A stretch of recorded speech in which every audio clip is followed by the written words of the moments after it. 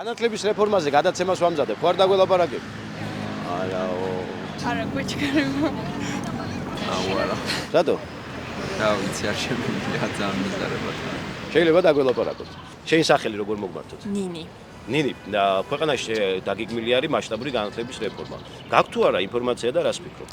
მაქვს ინფორმაცია და მიმაჩნია, რომ ეს არის განათლებაში ზოგადად კრახი. არანაირი დადებითი განწყობა არ მაქვს ამ რეფორმის მიმართ. მე როგორც სტუდენტს და როგორც ბავშვს, რომელმაც გავიარეს სკოლის სისტემაც როგორი იყო და რა ხდებოდა და ვხედავდი რეალურად რა ნაბიჯები უნდა გადადგმულიყო, რომ უკეთესი გამხდარიყო, ვთვლი, რომ ის რეფორმა, რასაც ახლა ჩვენი სახელმწიფო გვთავაზობს, არანაირად არ შეესაბამება ნორმალური სახელმწიფო სტანდარტებს და ყველაფერი მიდის უკან ჩემი მოსაზრება ასეთი. ნინი, ვიღაცამ შეიძლება თქვას, რომ განათლება უფასო ხდება, განისაზღვრება კონკრეტულად რომელმა უნივერსიტეტმა რომელი ფაკულტეტი უნდა შეინარჩუნოს და ამით სწავლის ხარისხი გაიზრდებაო.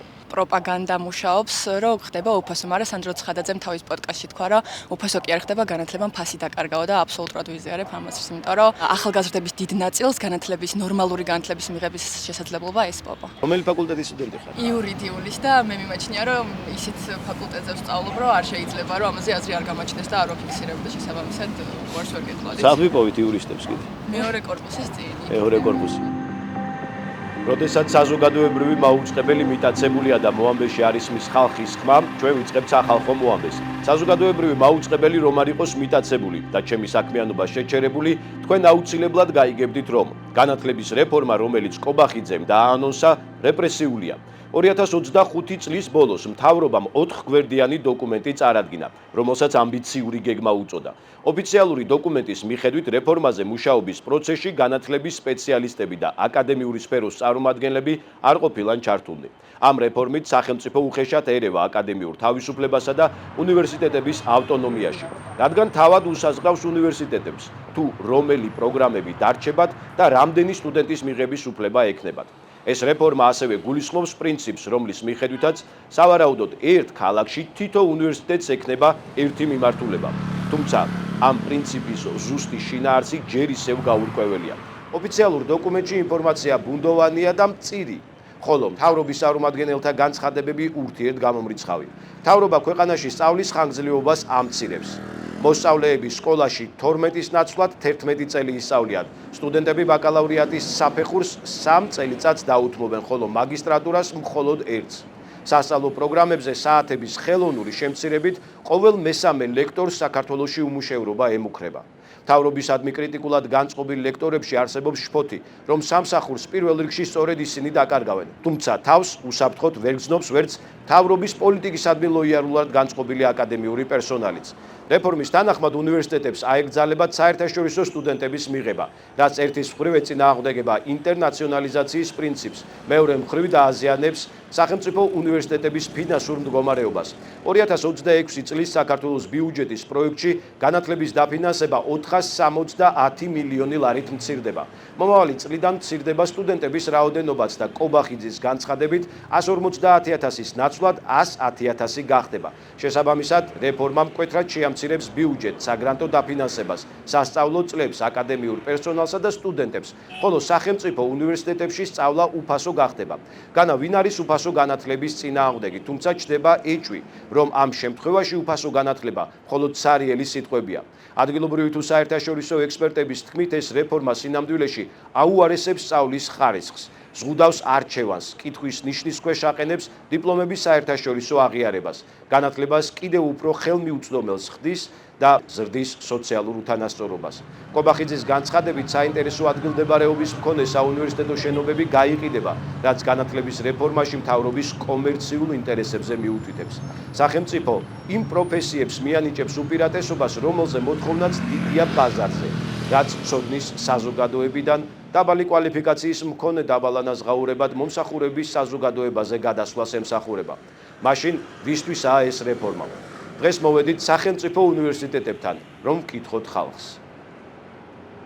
ყველაზე ცნობილი ალბათ რაც იყო და რაც გავცელდა, უფასო იქნებაო ალბათ. ეგ ფაქტი კარგია რომ უფასო იქნება, მაგრამ ორი უარყოფითი ფაქტორი აქვს, ეს ზედაპირულად რაც გამოჩნდა მაგასთან დაკავშირებით. პირველი ის, რომ მამოტივირებელი ფაქტორი აღარ ექნებათ აბიტურიენტებს, აი გრანტების გაუქმებით და მეორე ფაქტორი არის ის, რომ კერძო უნივერსიტეტებს აღარ ექნებათ, ანუ ვისაც კერძო უნივერსიტეტში უნდა ჩაბარება, იმათვის აღარ ექნება შეღავათები გრანტის სახით როგორც იყო. გაქვს თუ არა შენ პირადად ინფორმაცია, ვინ მოამზადა განათლების რეფორმა?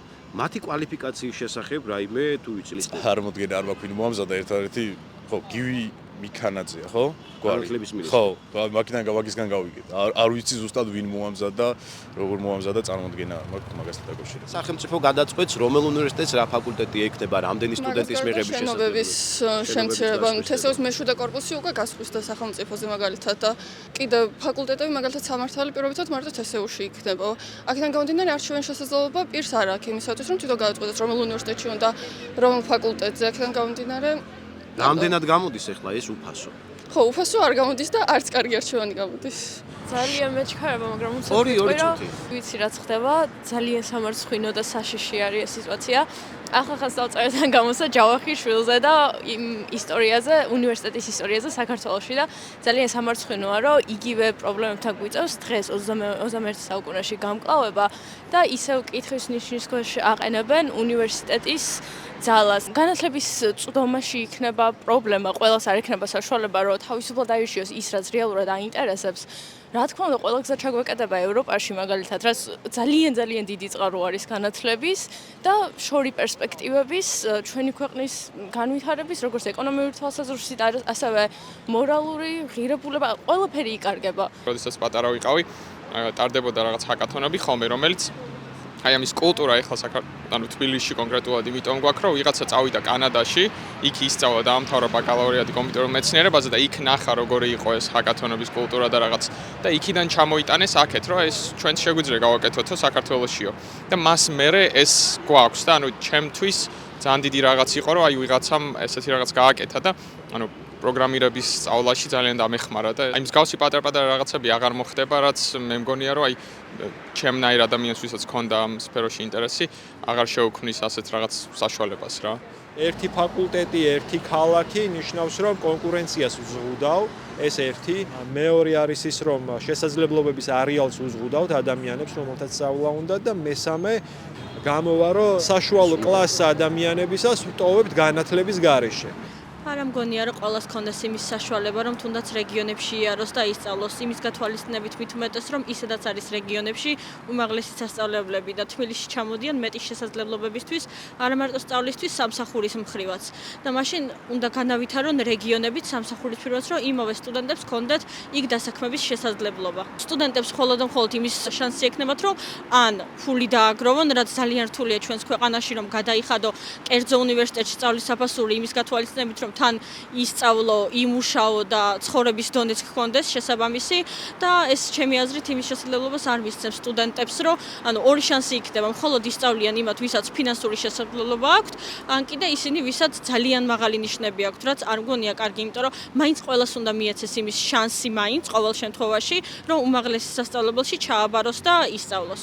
ხარისხის გაზრდაზე რო იყოს ორიენტირებული ეს რეფორმა, აბსოლუტურად სხვა ტიპის რეფორმა უნდა გატარებულიყო მაშინ და უნდა გაზრდილიყო პირიქით განათლებაში ჩადებული და ფინანსება და არა შემცირებულიყო როგორც ამ რეფორმის ნიშნებიდან ჩანს და კიდევ ბევრი სხვა რამე ინტერნაციონალიზაციის თვალსაზრისით კიდევ ბევრი სხვა რამე უნდა მომხდარიყო და ეხა პირიქით ინტერნაციონალიზაციას ებრძვის ეს ყველაფერი და იზოლაციონიზმისკენ მიდის ძალიან ცუდი რამეა. მე შევეცდები ოპონირება გაგიწიოთ, ამბობენ რომ განათლება უფასო გახდებაო. მე ეს კიდე საკმაოდ მომხიბვლელი და მიმზიდველი იყო. არაფერი ამ ქვეყნად უფასო არ არის, მით უმეტეს განათლება ვერ იქნება უფასო, ეს მხოლოდ მოხდება ადგილების კატასტროფულად შემცირების ხარჯზე. თუ გაქვს ინფორმაცია იმ ხალხის შესახებ, ვინც იმუშავა განათლების რეფორმაზე, მათი კვალიფიკაციის შესახებ, რამე არის ცნობილი? ცნობილი ის არის, რომ უმეტესობას არც აქვს საკმარისი კვალიფიკაცია იმისთვის, რომ მსგავსი გადაწყვეტილებები მიიღოს. და ეგ არის ზუსტად კიდევ ერთხელ ვამბობ სამარცხვინო.